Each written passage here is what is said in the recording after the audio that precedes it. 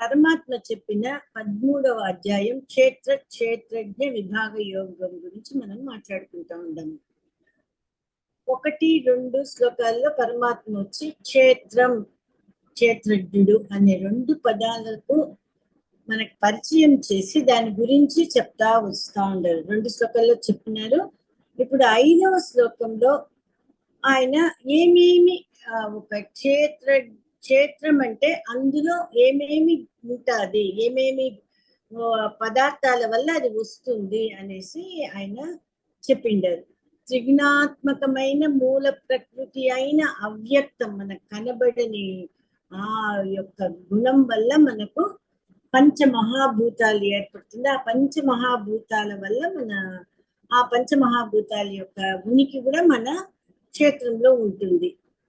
ఆ పంచమహాభూతాలు మాత్రమే కాకుండా జ్ఞానేంద్రియాలు, కర్మేంద్రియాలు, మనస్సు అనేసి ఇంద్రియాణి దశైకంచ అనేసి 11 ఇంద్రియాలు మనలో ఉంది. దాంట్లో కర్మేంద్రియాలు ఏమి అంటే వాక్, పాణి, పాద, పాయు, ఉపస్థ. మనకు దీంట్లో పాయు, ఉపస్థ అనేది కొంచెం కొత్తగా ఉంది. పాయు వచ్చి విసర్జన చేసేదానికి ఉపయోగపడే అవయవం. ఉపస్థ అనేది జననేంద్రియం, లేదు మనకు సుఖాన్ని కలిగించే ఇంద్రియం. అట్లే మనకు జ్ఞానేంద్రియాలు ఏమేమి చూస్తే త్వక్, చక్షు, శ్రోత్ర, జిహ్వ, ఘ్రాణములు అనేసి ఈ 5 ఇంద్రియాలు. దీని వల్ల మనం ఏం తెలుసుకుంటా ఉంటాము? శబ్ద, స్పర్శ, రూప, రస, గంధం అనే విషయాన్ని తెలుసుకుంటా ఉంటాము. పై శ్లోకంలో ఈ ఇంద్రియాల వల్ల మనకు కలిగే భావనలు లేదు వికారాలు ఏమి అని పరమాత్మ చెప్పనున్నారు. ఇచ్ఛా ద్వేష సుఖం దుఃఖం సంఘాతశ్చేతనా ధృతిః ఏతత్ క్షేత్రం సమాసేన సవికారం ఉదాహృతం. మనలో ఉండే ఇంద్రియాల వల్ల కలిగే భావాల గురించి దీంట్లో చెప్తా ఉంటారు. అదేమి దుఃఖము, సుఖము, ద్వేషము, ధైర్యము అను వికారాలతో కూడినది ఈ క్షేత్రము అనేసి సవికారముగా అంటే వికారముతో కూడినది అనేసి ఉదాహృతం చెప్పబడుతుంది అనేసి ఈ శ్లోకం యొక్క తాత్పర్యం. ఇచ్ఛ అంటే కోరిక, ద్వేషము అంటే ప్రతికూల భావన అంటే విరోధ భావన, సుఖం మనకి ఏదైనా మంచి జరిగితే కలిగే సుఖం, దుఃఖం మనకు అనుకూలం కాకుండా ఉండేది ఏదైనా జరిగితే దాన్ని దుఃఖం అంటాము. వీటితో పాటు ఏమేమి ఉంది మన శరీరంలో, క్షేత్రంలో అంటే చేతనా శక్తి, ధృతి అనేసి ఉంది. ఇది ఎంత వికారాలతో కూడినది అని సవికారం ఉదాహృతం, వికారాలతో కూడినది ఇది అనేసి చెప్తా ఉండాలి. ద్వేషం అంటే విరోధ భావం, ఒకరిని చూస్తే మనకు పట్టకపోతే ఆ విరోధ భావం మనకు కలుగుతుంది. సుఖం ఏదైనా ఒక వస్తువు లేదా ఒక ప్రాణుల ద్వారా ఏదైనా ఒక మంచిది మనకు జరిగితే ఒక ప్రశాంతమైన భావన, హాయి గొలిపే భావన, ఆ భావన కలిగించేది సుఖం. దుఃఖం ఇష్టం లేని వస్తువులు మనకు కావాలనే అనుకోవడం అయితే అది మన దగ్గరికి వస్తుంది అనేటప్పుడు కలిగే కష్టం. లేదు ఏదైనా ఒక ఇష్టమైన వాళ్ళు మన నుంచి దూరంగా పోతే అప్పుడు మనకు కలిగే భావన దుఃఖం, అది ప్రతికూల భావన. సంఘాత అంటే దీన్నంతా కలిపి వచ్చే మూట మారి ఉండేది.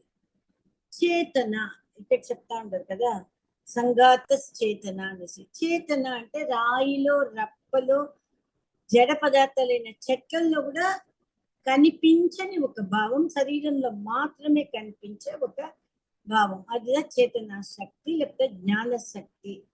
దీన్ని మనోవృత్తి అని కూడా చెప్తారు. ఆత్మ చైతన్య ప్రతిబింబంతో కూడిన మనోవృత్తి అని కూడా అంటారు దీన్ని, చేతనా శక్తి. ఈ చేతనా శక్తి లేకపోతే జడమైన ఈ శరీరంలో ఉండే ఇంద్రియాలు ఏది పని చేయదు. ధృతి ధైర్యం, ఈ శరీరం ఎప్పుడైనా పడిపోయేదానికి అవకాశం ఉండదు. మరి పడిపోకుండా నిలబెట్టే ఒక మానసికమైన తత్వం ఇది. ఇంకా ఎన్నో కలిసి ఏతత్ క్షేత్రం, ఇవన్నీ కలిపితే క్షేత్రం. ఇంకా ఎన్నో కూడా మన క్షేత్రంలో ఉండాలి. దాన్ని ఎంత నేను సమాసేన సంగ్రహంగా చెప్తాను అనేసి ఆరంభించుండారు ఈయన. సో మనకి 2 శ్లోకాల్లో ఏం తెలుస్తోంది? పంచభూతాలు, అహంకారము, బుద్ధి, మూల ప్రకృతి, దశేంద్రియాలు ప్లస్ మనస్సు, 5 ఇంద్రియ విషయాలు, కోరిక, దుఃఖం, సుఖం, ద్వేషం, ధైర్యం అని అన్ని కూడిన వికారాలతో కూడిందే ఈ క్షేత్రం అనేసి అంటారు. క్షేత్రం అంటే ఒక స్థూల దేహం మాత్రం కాదు. సూక్ష్మమైన పంచ మహాభూతాలు, మనస్సు, బుద్ధి, అతి సూక్ష్మమైన అవ్యక్తం, త్రిగుణాత్మకమైన మూల ప్రకృతి, మనస్సు, బుద్ధి, ఇవి అంతా కలిసి దీని వల్ల కలిగే కోరిక, సుఖము, దుఃఖము, ద్వేషము, ధైర్యము ఈ క్షేత్రంలో ఇవంతా కలిసి కట్టుగా ఉండేది క్షేత్రం. సరే, మనం ఎంతసేపు క్షేత్రం క్షేత్రం అనేసి మాట్లాడుకుంటా ఉంటాం, క్షేత్రజ్ఞుడు అనేసి మాట్లాడుకుంటా ఉంటాం. కానీ ఈ శరీరం ఎక్కడి నుంచి వచ్చింది, దాని యొక్క కారణాన్ని, దాని వెనకల ఉండే కారణాలను మనము చూసుకుంటా ఉంటామంటే మనకు బాగా అర్థమవుతుంది. ఏం అర్థమవుతుంది? లోపల బయట ఉండే అవయవాలు కాకుండా మన మన అవయవాలని పని చేయించే ఆత్మశక్తి మనలో ఉంది అనేది మనకు బాగా అర్థమై తీరుతుంది. ఏ కార్యం చేసేటప్పుడైనా ఏదో ఒక గుణం మనలో మన శరీరంలో ఉంటుంది. ఆ గుణాలని బట్టి ఆ కారణాలని కనిపెట్టాలి. ఏమేమి గుణాలు మన శరీరంలో కనబడతా ఉంది అంటే పంచమహాభూతాల యొక్క గుణాలు కనబడుతుంది. పృథ్వీ యొక్క గంధం లేదా వాసన, జలం యొక్క తడి లేదా స్నేహం, తేజస్సు ఎట్లా కలుగుతుంది? అగ్ని వల్ల మనకు వేడి, ఉష్ణత, తేజస్సు కలుగుతుంది. వాయువు యొక్క ప్రభావం మనకు బాగానే తెలుస్తుంది. ప్రాణవాయువు లేకుండా మనం ఉండలేము. ఉచ్ఛ్వాస నిశ్వాసల ద్వారా మనలో వాయువు ఉండేది బాగా గమనించుకోవచ్చు. అట్లే శరీరంలో అక్కడక్కడ ఖాళీలు ఉంటుంది. మనం అట్లా అదిమినామంటే మన లోపలికి పోతుంది మన చర్మం. దానివల్ల అది వచ్చి ఆకాశతత్వం నుంచి వచ్చింది. అట్లా పంచ మహాభూతాల నుంచే ఈ శరీరం ఏర్పడింది.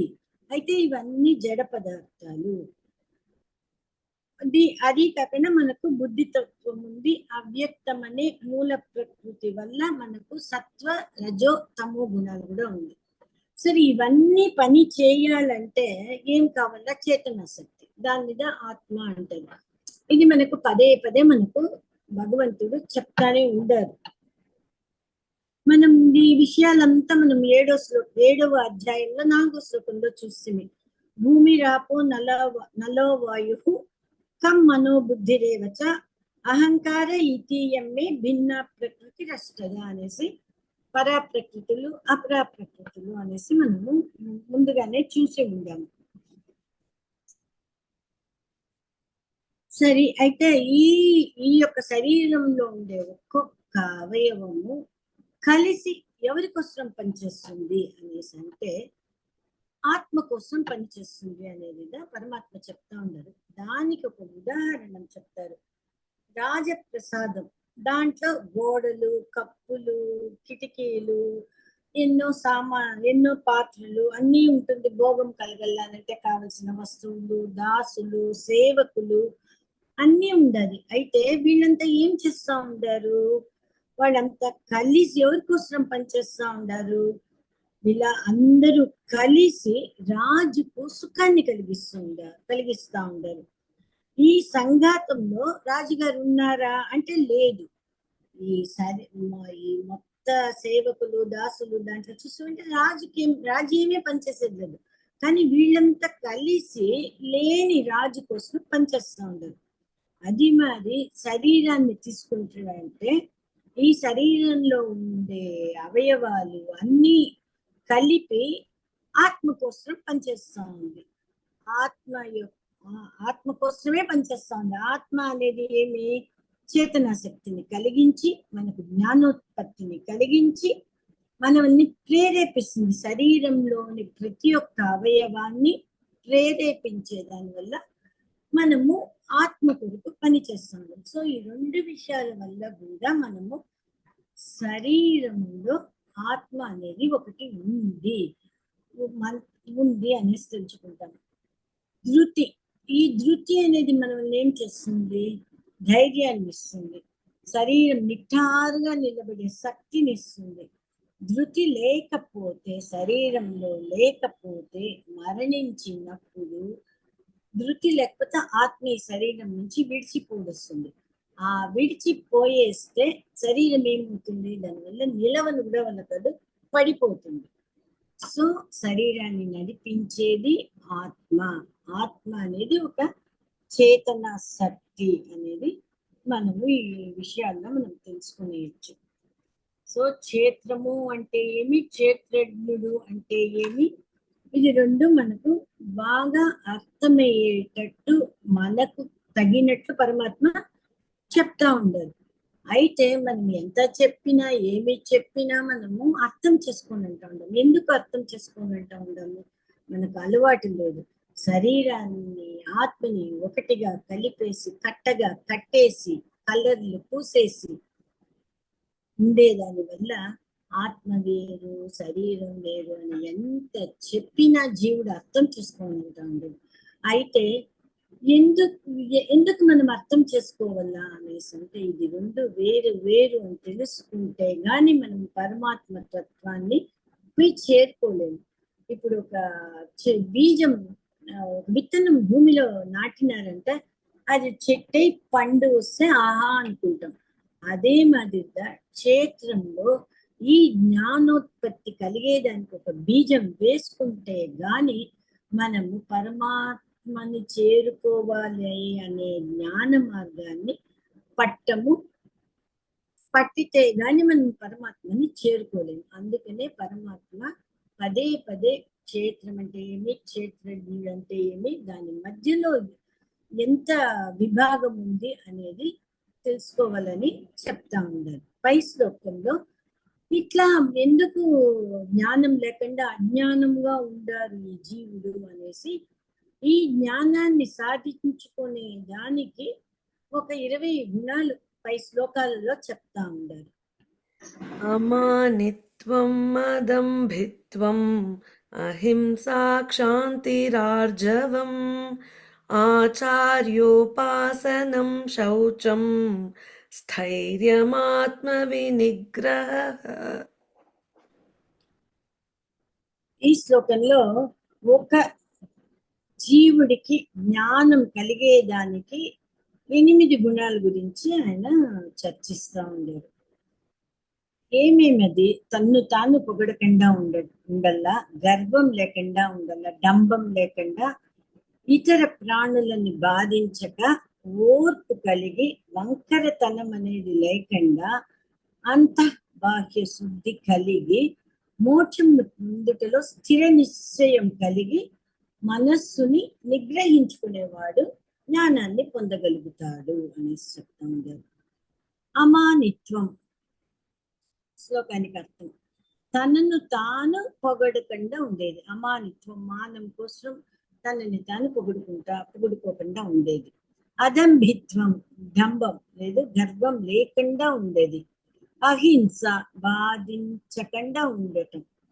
శాంతి ఓర్పుగా అన్నిటికీ సహింపు తర్మై అనేసి అంటారు కదా, అది మరి ఓర్పుగా ఉండాల.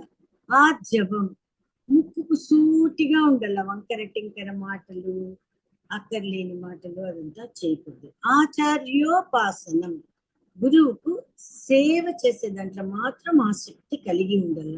శౌచం బాహ్య మన శుచి, మనస్సు బయట శుభ్రంగా ఉండాల, శరీరము శుభ్రంగా ఉండాల, మనస్సు శుభ్రంగా ఉండాల. స్థైర్యం అంటే ధైర్యం. ఆత్మ వినిగ్రహ స్థైర్యం అంటే ధైర్యం. స్థైర్యం అంటే స్థిరంగా ఒక విషయంలో ఉండేది. అది మోక్ష ప్రయత్నం చేసే దాంట్లో స్థిరంగా ఉండేది. అట్లా ఇట్లా పోనీకుండా మనం దీంట్లోదా ఉండాము అనేసి ఫోకస్డ్ గా ఉండేదాన్ని స్థైర్యం అంటారు. ఆత్మ వినిగ్రహ, మనస్సుని బాగా నిగ్రహించుకోవాలి, సెల్ఫ్ కంట్రోల్ ఖండితంగా ఉండాలా అనేసి ఈ 8 గుణాల గురించి ఈ శ్లోకంలో చెప్తా ఉండేది. ఈ మనకేమి జ్ఞేయం అంటే పరమాత్మని చేరుకునేదా జ్ఞేయం. ఆ జ్ఞేయం నుంచి జ్ఞానం ఉంటే గాని ఆ జ్ఞేయాన్ని చేరలేము. అందుకని ఆయన ఈ గుణాన్ని చెప్తా ఉండరు. సరే, ఎందుకు ఊరికే చెప్తా ఉండారు అంటే, అద్దం మురికిగా ఉండింది అంటే, మనకు చిన్న ఎగ్జాంపుల్, అద్దం మురికిగా ఉండింది అంటే మన ప్రతిబింబం మనకు కనబడుతుందా? మనకి స్పష్టతనే ఉండదు. అదే మాదిరిగా చిత్తం నిర్మలంగా లేకుండా, కలుషితంగా, అన్ని మంచి విషయాలు లేకుండా, మంచి గుణాలు లేకుండా, దుర్గుణాలతో మనస్సు ఉంటే అతనికి జ్ఞేయమైన పరమాత్మని చేరుకునేదానికి వీలు కాదు. ఈ జ్ఞాన గుణాలు పరమాత్మ చెప్పను జీవుడు ఏం చేయాల? ఏకాగ్రత కలిగి, శ్రద్ధ కలిగి ఆ విషయాన్ని సాధించుకునేదానికి ప్రయత్నం చేయాలి. ఎన్నో చోట్లలో పరమాత్మ భగవద్గీతలో ఈ గుణాల గురించి చెప్తానే ఉండారు. మనకు 12th చాప్టర్ లో కూడా ఒక 20 గుణాలు చెప్పినారు. అది మరి ఆయన చెప్తానే ఉంటే మనము దాన్ని అలవాటు చేసుకున్నామంటే ఏమవుతాము? పరమాత్మలో మనం కలిసిపోతాము. పరమాత్మకు మనకు భేదం అనేది ఉండదు. అయితే ఏమవుతా ఉంది? జీవుడు ఏం చేస్తా ఉన్నాడు? ఈ క్షేత్రజ్ఞుడి గురించి తెలుసుకోకుండా, ఒక్కొక్క పొరని విడదీసుకోకుండా, అట్లనే ఆ అర్థం లేకుండా అజ్ఞానంలో అయోమయంలో పడి ఉండేది. కాబట్టి పరమాత్మ చెప్పే ఈ విషయాన్ని మనము తెలుసుకోవడానికి ప్రయత్నం చేస్తాం.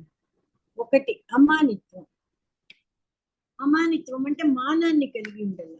తమకు మానం కలగల అనేసి మనకు మన దగ్గర ఆ గుణాలు ఉన్నా లేకపోయినా, నాకు ఈ గుణాలు ఉంది, ఆ గుణాలు ఉంది అనేసి మన గురించి మనమే చెప్పుకొని ఆ మానాన్ని కాపాడుకోవాలని అనుకునేది కూడదు. అదిదా అమానిత్వం. అదంబిత్వం. ఏ పని చేస్తానో గౌరవం రావాలా, కీర్తి రావాలా, పరువు కావాలా, నన్నే పూజ చెయ్యాలా అనేసి ఆ భావన ఉండకూడదు. ఇది మరి అనవసరంగా కీర్తి కొరకు చేసే పనులు, మాటలు అంతా డంబాలు పలకడం అనేసి అంటారు.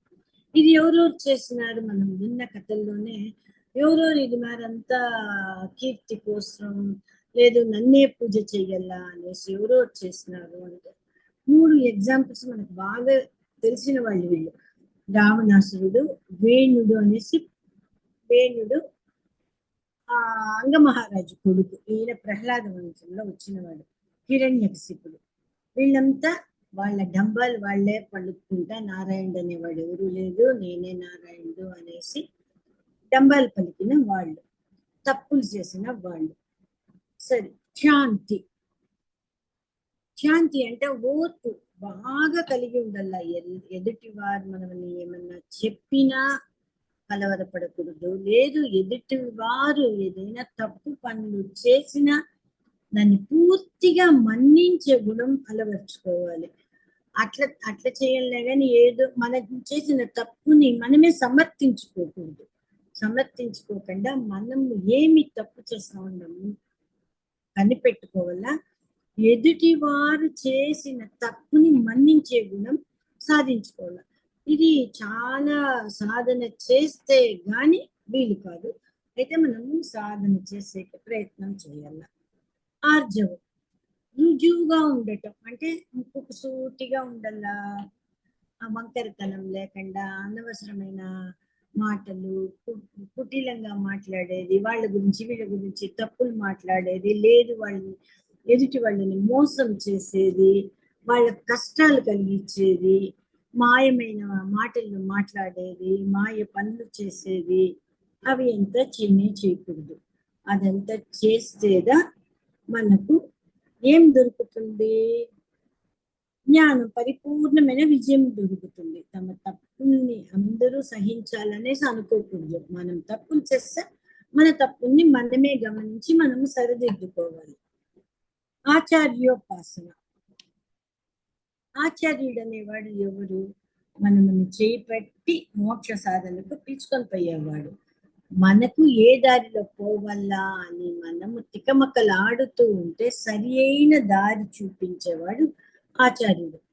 ఒక పాటలో కూడా వస్తుంది. ఈరోజు నేను ఒక పాట పాడుకున్నాను. దాంట్లో కూడా దేవుడు ఎదురుగానే కనబడతారు. అయితే ఆచార్యుడి యొక్క అనుగ్రహం లేకపోతే ఆ దేవుడి దర్శనం కలగదు వాడికి. కాబట్టి ప్రతి ఒక్కరూ ఒక గురువుని ఎన్నుకోవల్ల. ఆ గురువు చెప్పే ఉపదేశాన్ని వినుకొని ఆ మార్గాన్ని పట్టి మనం పోవాలి. అప్పుడే మనము పై దశలకు పోగలుగుతాం. శౌచం. ఎప్పుడు మనం స్నానం చేస్తాం అదంతా ఉండల్లా. మనస్ శుభ్రత కూడా ఉండల్లా. మనసులో ఎక్కడ చెడు ఆలోచనలు, చెడు విషయాలు చెయ్యాలా అదంతా అనుకోకుండా మనసు బాగా శుభ్రం చేసుకునేలా. అది అంత సౌఖ్యం. స్థైర్యం. ఏం మనం సాధించుకోవాలా అనేసి మనం అనుకుంటా ఉందాము అంటే మనకి ఇప్పటికీ ఏం సాధించుకోవాలా? భగవద్గీత చదువుకుంటా పరమాత్మ ఉపదేశాలని వింటా మనకు కలిగే సంకల్పం పరమాత్మని చేరుకోవాలా అనేది ఆయన జ్ఞేయం. ఆ జ్ఞేయమైన పరమాత్మను చేరుకునేదానికి మనము జ్ఞానాన్ని సంపాదించుకొని ఆ ఒక్క విషయంలోనే స్థిరంగా ఉండిపోయాల. ఆత్మ వినిగ్రహ.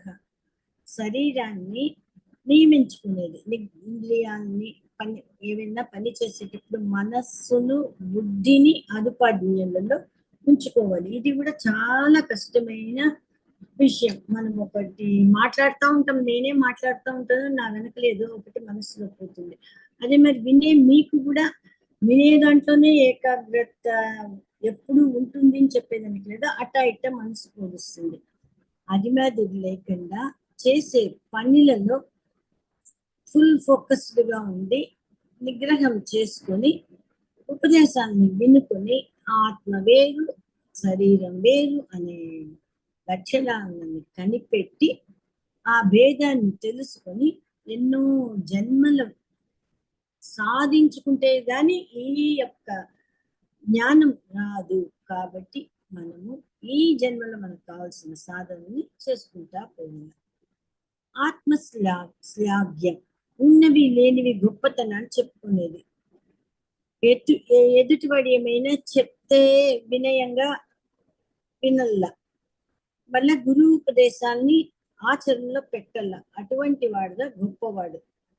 ఎవరైతే గురువు యొక్క ఉపదేశాలను విని ఆచరణలో పెడతాడో వాడు గొప్పవాడు అవుతాడు. అదేమది ఇప్పుడు వరకు పరమాత్మ చెప్పిన ఒక్కొక్క గుణాన్ని సాధించుకుని డంబం లేకుండా అమానిత్వంగా ఉండల్లా అనేసి పరమాత్మ చెప్తా ఉండదు. దానికి ఒక కథ చెప్తా ఉండదు. ఆరుని మహర్షి అనేసి ఆయన యొక్క కథ చెప్తా ఉండదు.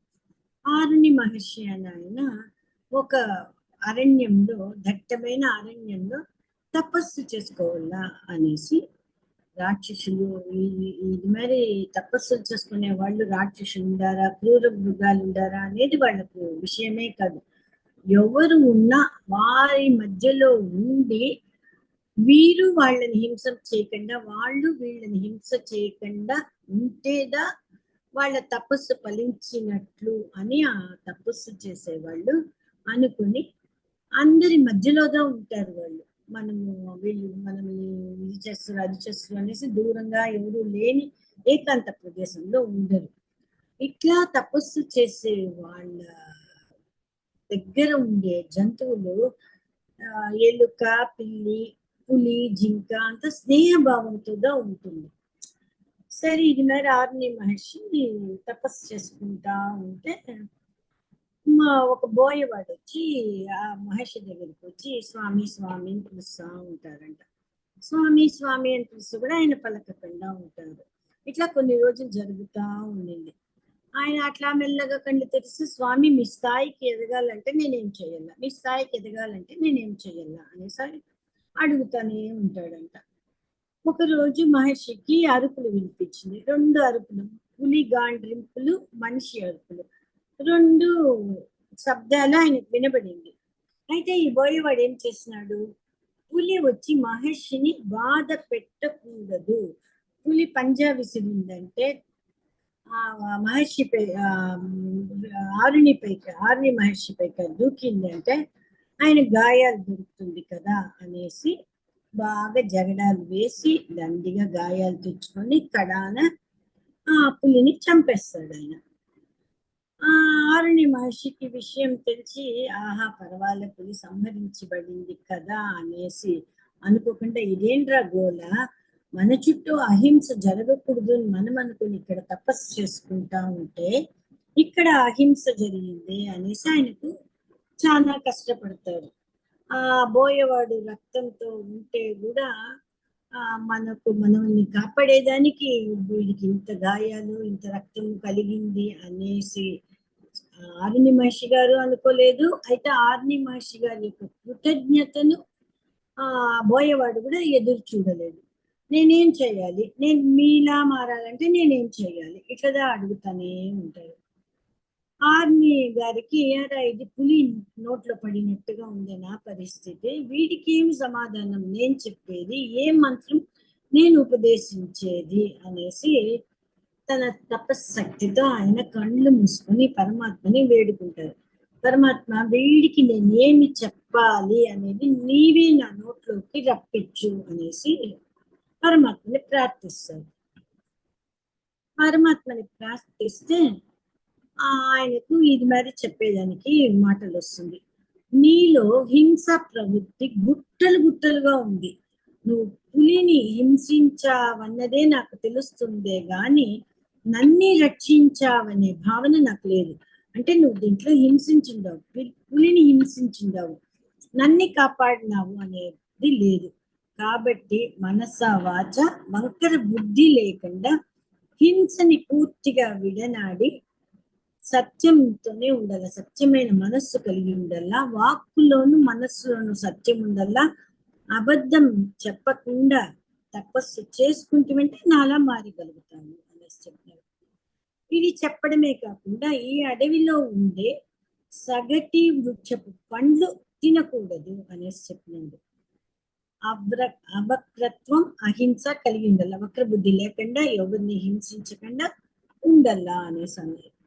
సరే ఆయన తన గాయాలనంతా మర్చిపోయి మనసు వాక్కు శుభ్రంగా ఉంచుకుంటానని చెప్పి ఆనందంతో ఆరుని మహర్షి కూర్చున్న ఆసనం మీద కూర్చొనిస్తున్నారు.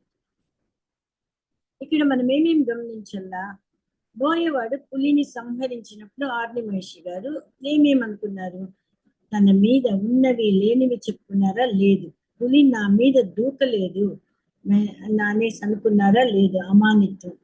తన గౌరవం కోసం బోయేవాడు చేస్తున్నాడే అని అడ్డగించాలని అనుకున్నాడా లేదు. అంటే అడ్డగించాలని అనుకున్నాడా అంటే నాకుదా తపశక్తి ఉంది కదా, నేనే ఆ పులిని ఎదుర్కోగలను అనేసి తన తపశక్తిని ఉపయోగించినాడా లేదు. ఏ శక్తిని ఆయన వాడలేదు. పులి మీద కోపాన్ని ప్రదర్శించలేదు. ఎవరు ఆరుని గారు ప్రదర్శించలేదు. పోయింది పీడ అనుకున్నారా, బోయేవాడు పులిని చంపేస్తే పోయిందిరా పీడ అనుకున్నారా లేదు. ఇట్లా ఆయన ఏమేమి సాధించుకున్నారా, అమానిత్వం, అదంబిత్వం, అహింస, శాంతి, ఓర్పు చెప్తాం కదా ఎంత ఓర్పుగా ఉండారు ఆరుణి గారు అనే వాటికి ప్రతిరూపంగా ఆరుణి గారు ఉన్నారు. అయితే ఆయనకు వచ్చి అహింస ఇంకా పరిపక్వం చెందలేదే, మన చుట్టూ అహింస జరుగుతూ ఉందే, తన మీద పులి పడినప్పుడు బోయేవాడు ఇట్లా చంపేసినాడే, ఇదంతా సాధించుకోవాలంటే ఏం చేయాలనేసి అక్కడి నుంచి ఆయన దూరంగా వెళ్ళిపోతారు. సరే ఒళ్ళంతా గాయాలు, పులితో పోరాడిన శ్రమ, ఆకలి ఉంటే కూడా ఆ బోయేవాడు సగటి పండ్లను తినకూడదు అని గురువు గారు చెప్పిన ఉపదేశాన్ని మనసుకు ఎక్కించుకొని కూర్చున్నాడు. తపస్సు అంటే ఏమీ తెలియని మొద్దు ఆయనకేమీ తెలియదు. అయితే ఆ గురువు చెప్పినట్టుగా మనస్సులో మాటలలో రుజు ప్రవర్తన సత్యంతో ఉన్నాడు. ఆయన ఆజ్ఞ మీరకుండా ఏదో ఒక జంతువుని వేటాడి దాన్ని ఆహారంగా తినాలని అనుకోకుండా హింస ప్రవృత్తి లేకుండా ఆయన ఏమి దొరికితే దాంతో కడుపు నింపుకొని గురువు చెప్పిన రుజుత్వం అహింసలతో ఉన్నాడు. అంతగా ఆయనకు మంత్రాలు ఏమీ తెలియదు. ఒకరోజు బోయవాడు దుర్వాస మహర్షిని చూస్తాడు. దుర్వాస మహర్షి కోపమైన వాడుగా అయితే కొండంత దయ కలిగిన బోలాశంకరుడు. బోయవాడు దుర్వాస మహర్షిని చూసిందే మా ఇంటికి రండి, ఆతిథ్యం తీసుకోండి అనేసి పాదాభివందనం చేసి పిలుస్తాడు. దుర్వాస మహర్షికి ఆశ్చర్యం వేస్తుంది. ఈ బోయవాడు మనకేం ఆతిథ్యం పెట్టగలడు అనేసి అనుకుంటాడు. అయితే బోయవాడు అడుగుతాడు, మీకేం కావాలనో చెప్పండి అనేసి చెప్తాడు. చెప్తే దుర్వాస మహర్షి ఏమన్నా చుట్టూ ఉండే పండ్లు ఏమన్నా పెడతాడా, ఏం పెడతాడు వీడు అనేసి అంటాడు. నువ్వు చుట్టూ ఉండే పండుగ పెట్టకపోతే ఉంటే ఓ పెడతాను అంటాడు. అయితే దుర్వాస మహర్షి చెప్తాడు, ఒక 100 పనస పండ్లు, 250 అరటి పండ్లు కావాలా అనేసి. అడవి తేనె అనేసి పొడుగ్గా చెప్పుకుంటా పోయినాడంట. బోయవాడు సరేనండి అనేసి పోయేస్తాడు. నా పేరు దుర్వాసుడు, నా పేరు వింటేనే కోపంతో చప్పిస్తాడేమని అందరూ గడగడలాడిపోతారు. అయితే ఈ బోయవాడేమ్రా బెదరకుండా ఆకులు కోసి విస్తరి చేస్తున్నాడంట. మంచినీటి కోసం మంచినీళ్ళు ఆయన తయారు చేసుకున్నాడు, ఎత్తుకొని వచ్చేసినాడు.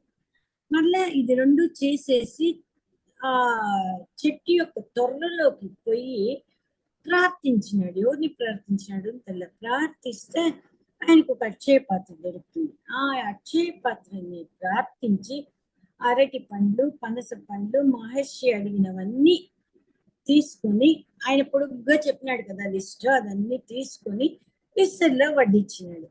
దుర్వాస మహర్షి దివ్య దృష్టి ద్వారా అన్ని తెలుసుకున్నాడు. వీడేమన్నా మాయ చేస్తా ఉన్నాడా అనేసి ప్రతి ఒక్క పండుని ఒలిచి చూస్తున్నాడంట.